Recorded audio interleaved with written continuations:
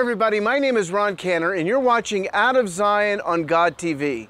We're in the middle of our series, 9 Biblical Reasons Why the Church Should Bless Israel. And this is reason number 6. Now, if you were in the desert, and we could be in the desert in about 30-40 minutes, and you didn't have any water, and you were really thirsty, and you were dying, and somebody came and gave you water, I think you would be very grateful. I know I would. In the same way, without the Jewish people, there's a whole lot that we wouldn't have. And the most important thing is we would not have Yeshua.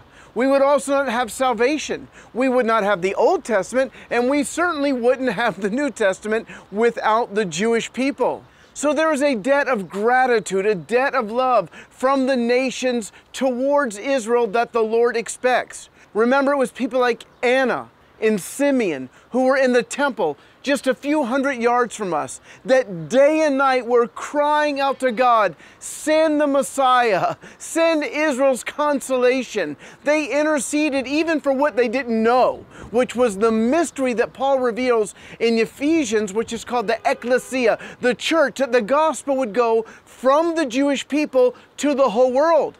And friends, without the Jewish apostles that Yeshua raised up over a 3-year period, the gospel never would have gotten out of the city. Yet Yeshua said to them that you're going to take this message from Jerusalem to Judea, Samaria, and to the ends of the earth. Now, Paul writes about this debt in Romans chapter 15. Here's what he says in verse 25. Now, however, I am on my way to Jerusalem. By the way, it's interesting that Paul writes the Romans before he visits them. It's the only time he ever did that to a congregation.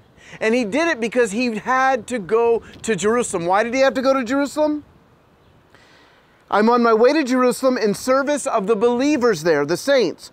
For Macedonia and Achaia were pleased to make a contribution to the poor among the saints of Jerusalem. There was a famine and the saints, the believers in Jerusalem, needed help.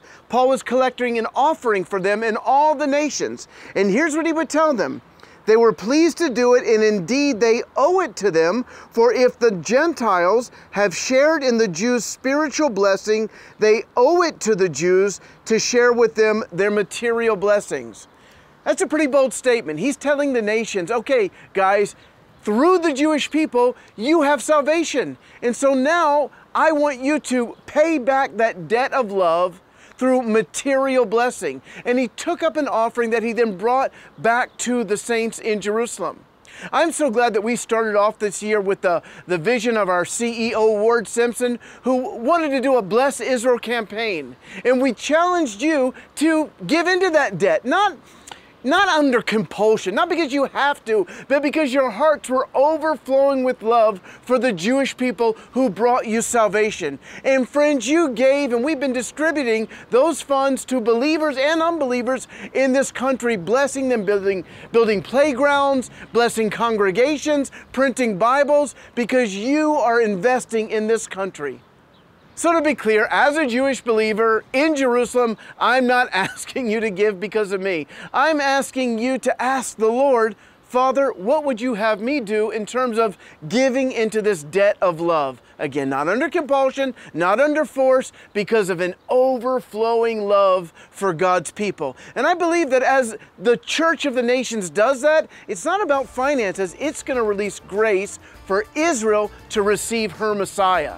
And that's reason number 6, why the church should bless Israel. Now go to God.tv so you never miss an episode. To find out more about Ron and his ministry, for more information on God TV and the Out of Zion programs, or to view these programs again, go to god.tv/Zion.